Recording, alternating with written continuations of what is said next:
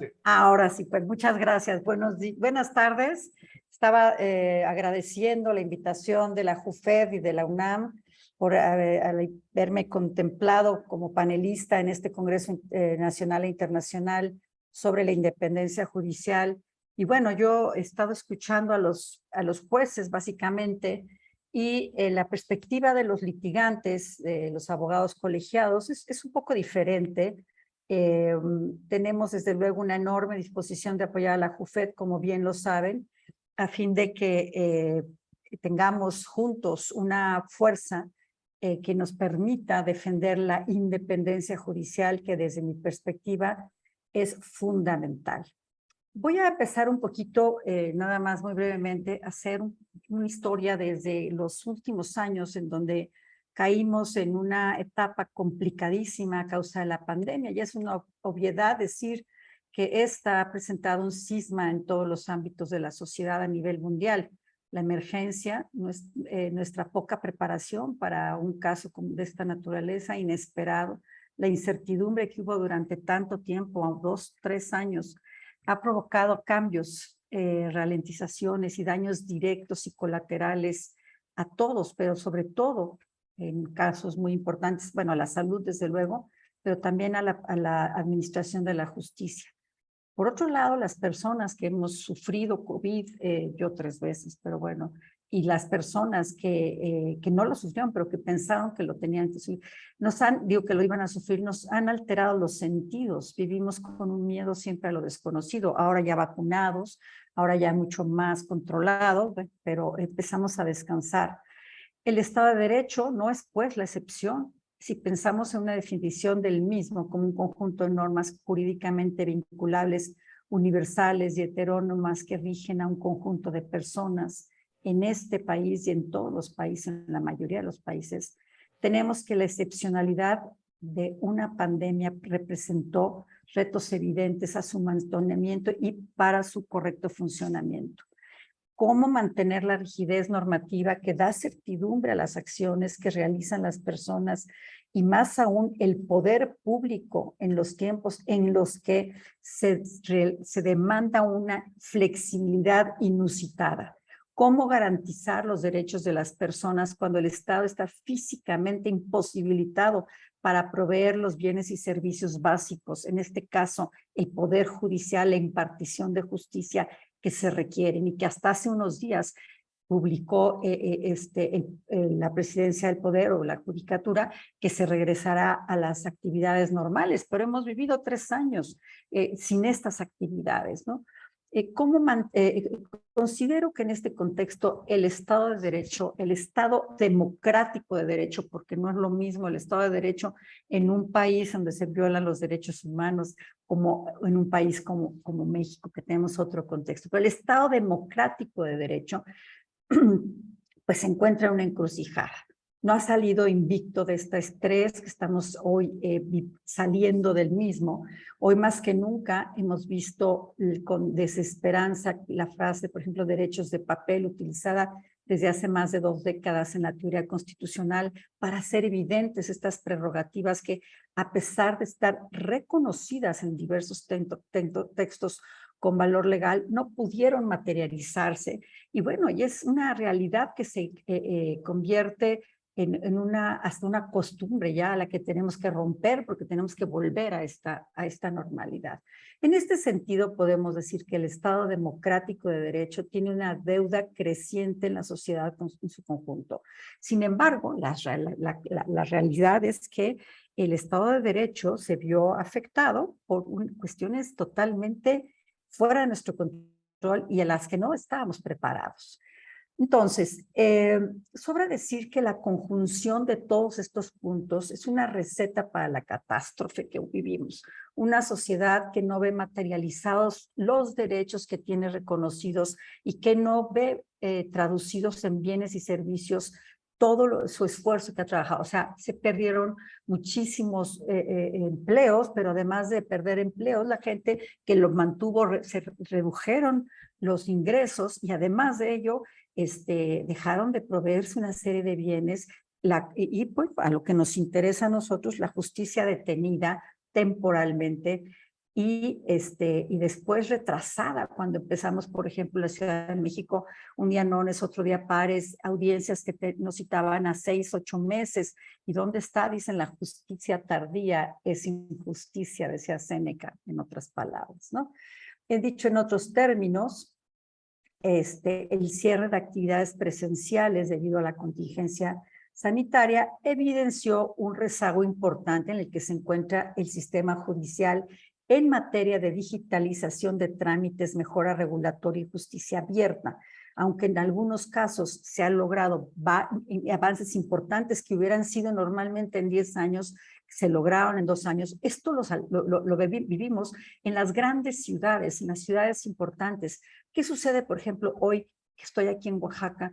Hace 3 semanas, un mes, vine a Oaxaca y el presidente del tribunal decía, sí, está muy bien, porque estaba el presidente del Tribunal Superior de Justicia del Estado de México y el de Oaxaca. Y mientras el Estado de México hablaba de todos los avances tecnológicos y digitales que ha tenido la justicia, el del Estado de Oaxaca decía que bueno, me da mucho gusto, nosotros no tenemos ninguno de estos avances porque no tenemos presupuesto. Tenemos muy poco presupuesto y entonces esto afecta a la impartición de la justicia en todos sus niveles, en los niveles locales, en los niveles federales. Tendríamos que tener una exigencia a fin de que la impartición de la justicia, primero la justicia cotidiana y después la justicia federal, pudiera llegar a todos los ámbitos del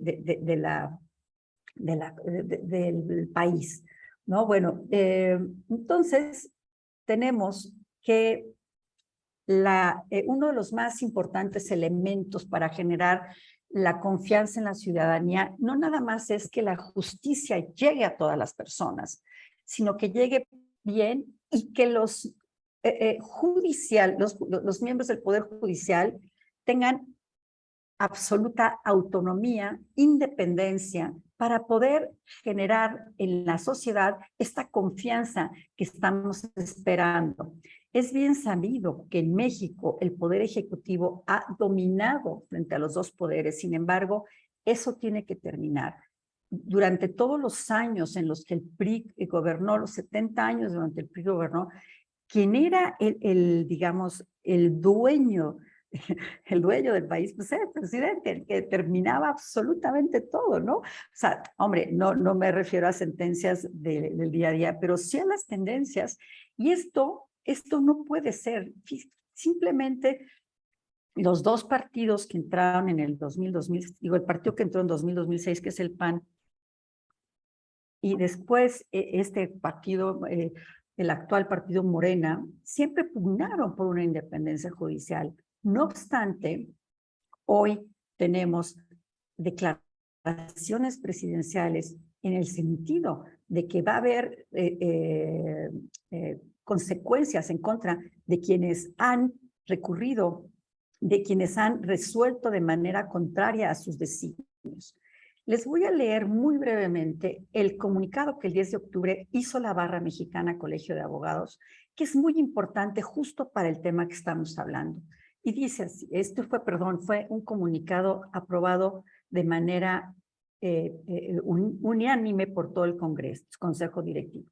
El 7 de octubre del 2022, el presidente constitucional de los Estados Unidos mexicanos amenazó con investigar a un juzgador por suspender actos administrativos relacionados con el programa piloto de educación mientras se analiza su constitucionalidad. La Barra Mexicana Colegio de Abogados reprueba el acto del Ejecutivo Federal en virtud de que constituye una afrenta a la división de poderes establecida desde el siglo XVIII para garantizar el uso apropiado del poder, confiando tareas a distintos órganos mediante una serie de pesos y contrapesos. Una de estas tareas consiste en el papel de los jueces de revisar la legalidad y constitucionalidad de los actos de los otros poderes. El poder del presidente no es ilimitado, es temporal y constitucionalmente limitado. Uno de los límites lo constituye el que sus actos no solo pueden ser, deben ser revisados en cuanto a su legalidad y constitucionalidad por otro poder, el judicial. Lo contrario, no hay contrapeso alguno al actuar del Ejecutivo. al amenazar a un juez, como también lo hizo con el juez Gómez Fierro, por realizar la tarea que les es confiada por la Constitución, el jefe del Ejecutivo ignora el principio de división de poderes contemplado en nuestra Carta Magna, principio que es pilar fundamental de un Estado democrático de derecho, violando en consecuencia la Constitución. La Barra Mexicana Colegio de Abogados, como guardián del Estado de Derecho en México, exhorta al presidente de la República a cesar los ataques en contra de los integrantes del Poder Judicial, jueces, magistrados y ministros, así como a ceñir su ejercicio del poder público a lo que ordena la Constitución Política de los Estados Unidos Mexicanos.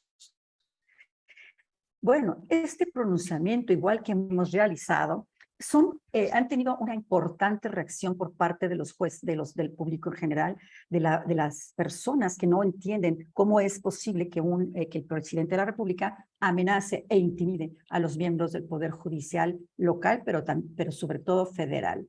Entonces, habría que decir que mientras sigan haciendo ustedes su trabajo, van a tener siempre el apoyo, no nada más de la Barra Mexicana Colegio de Abogados, estoy segura que también del Ilustre Nacional Colegio de Abogados, de la NADE y de todos los colegios que tenemos, que legalmente están constituidos y que procuramos la defensa del Estado de Derecho, del Estado democrático de derecho. Así pues, tendrán siempre el apoyo y también del CEGAMS, que es el Consejo General de la Abogacía Mexicana, que constituye los colegios más importantes del país y que ha ido pronunciándose a favor de la independencia y del respeto a los miembros del Poder Judicial. Ahora bien, es un trabajo de manera libre, independiente, de forma responsable y siempre conforme a derecho, y tener la posibilidad de ponderar si hacen justicia frente a la aplicación irrestricta del derecho, es decir, cuando tienen los elementos por los que se dan cuenta que ese ciudadano, si se aplica irrestrictamente el derecho, no se hará justicia y necesita o requiere de una tutela particular. Me refiero específicamente a mujeres, ancianos y menores de edad. Habría que hacer un debate sobre la aplicación de la ley a pesar de que no es justa, y otra que, con absoluta justificación, determine que la sentencia hará justicia, no obstante no ser estrictamente aplicado el derecho, porque en ese caso específicamente se considera que es mejor para el ciudadano hacer justicia. ¿No? El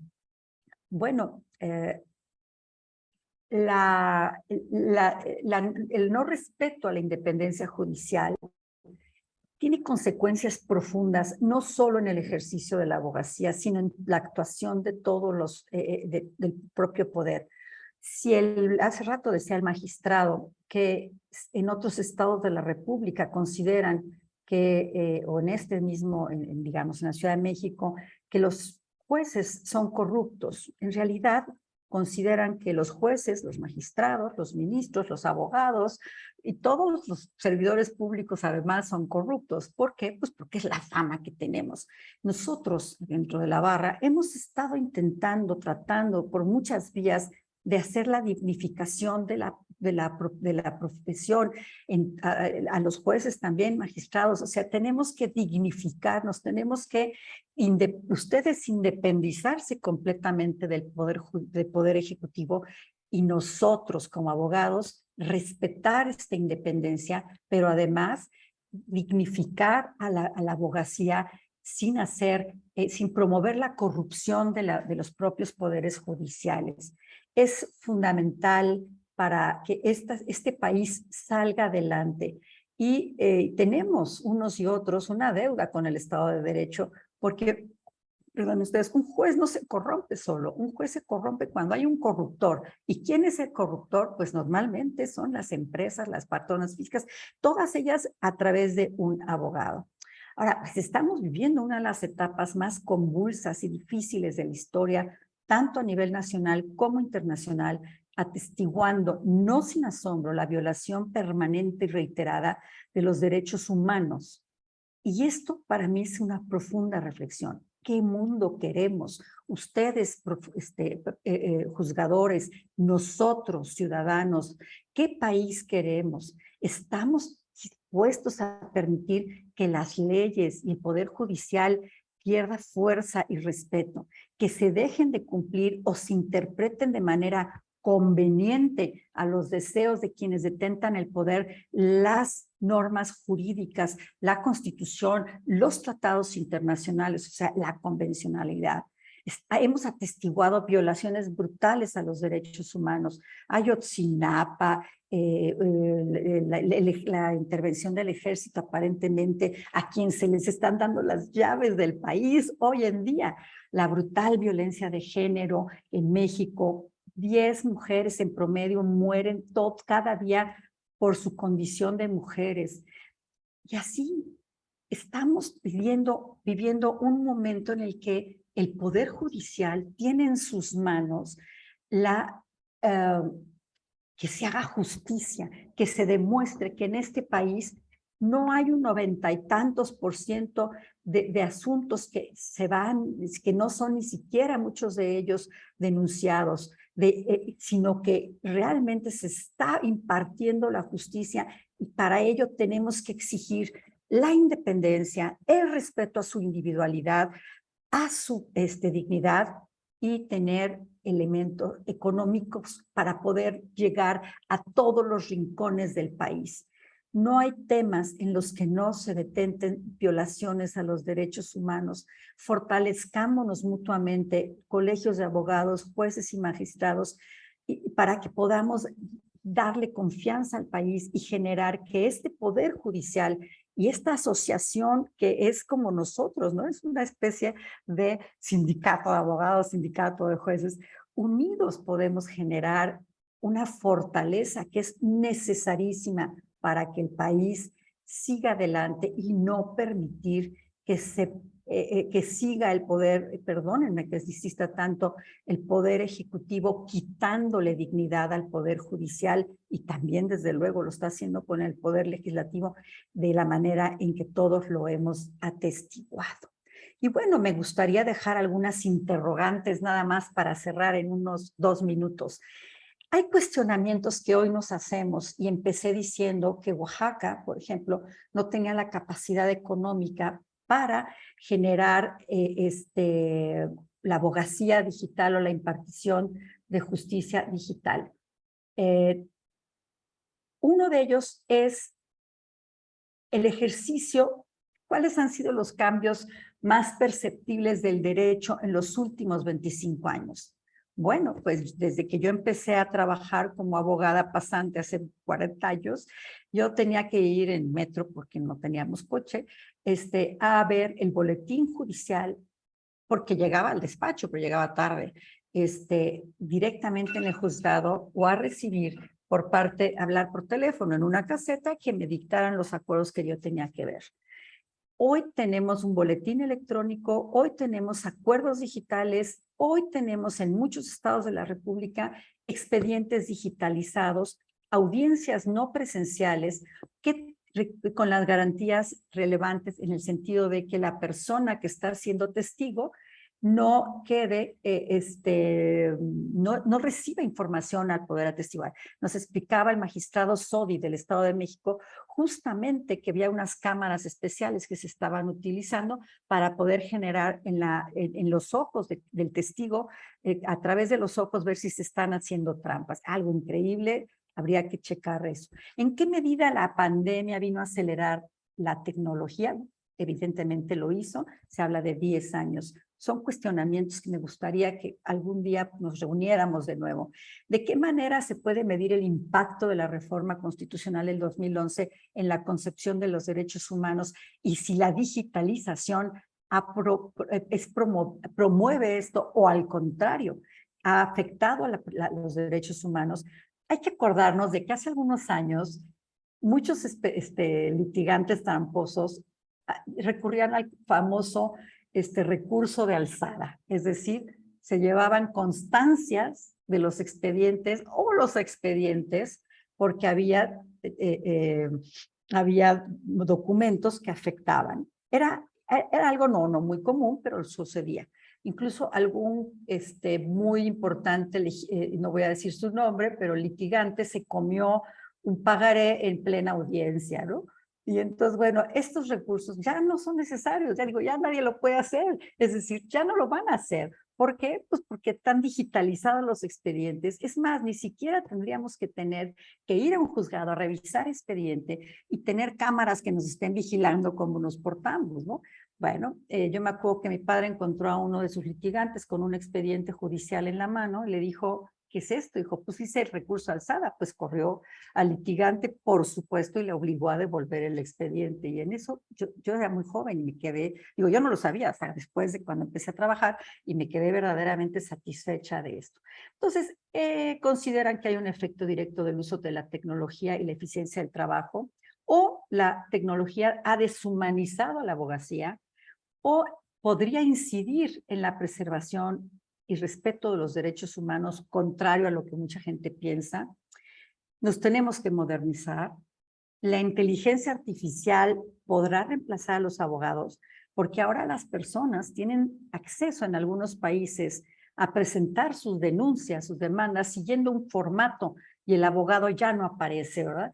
Y también la inteligencia artificial podría reemplazar a los juzgadores en aquellos asuntos que son, digamos, más sencillos, de menor importancia. Esas preguntas, ojalá algún día tengamos el espacio para que los abogados litigantes y los juzgadores las podamos platicar. Tuvimos en nuestro Congreso Nacional que terminó el viernes pasado, por eso me escapé a Oaxaca a descansar un poco, porque fueron meses y meses de mucho estrés, y esa es justamente una de las principales tendencias, ¿no? De saber si es posible o no es posible hacer esto.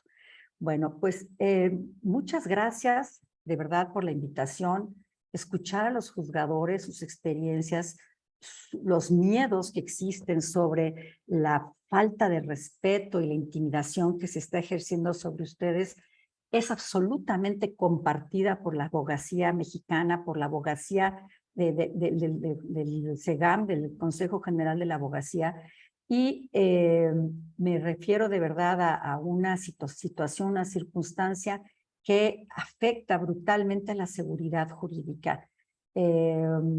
Es importante que sepan que estamos pendientes de ustedes y que les pedimos también que esta independencia la preserven, no nada más del poder ejecutivo, sino también de los grandes, digamos, las empresas que tienen una influencia importante en algunos asuntos. Y me voy a referir a uno específicamente, que no sé, yo sé que esto no se litiga aquí, ni voy a decir los datos. Tengo un asunto hace 28 años que hoy está en un colegiado en Cuernavaca. El magistrado ha permitido que lo visiten y tener relación directa con mi contraparte, que es un banco extranjero demandado. A nosotros ni siquiera el proyectista nos ha querido recibir. Eso es algo que no debe de ser y lo sabemos de buena fuente, no es chisme.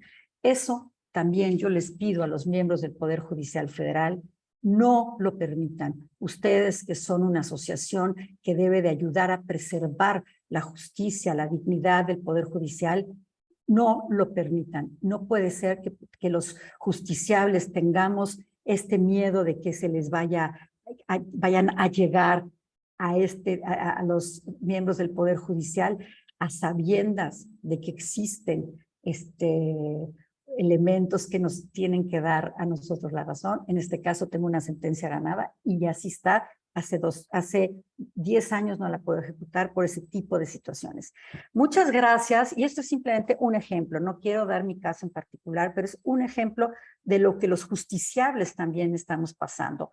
Y yo, que confío plenamente en el Poder Judicial Federal y en algunos poderes judiciales locales, les pido que continuemos dignificando nuestro país, a la abogacía y al Poder Judicial. Muchas gracias.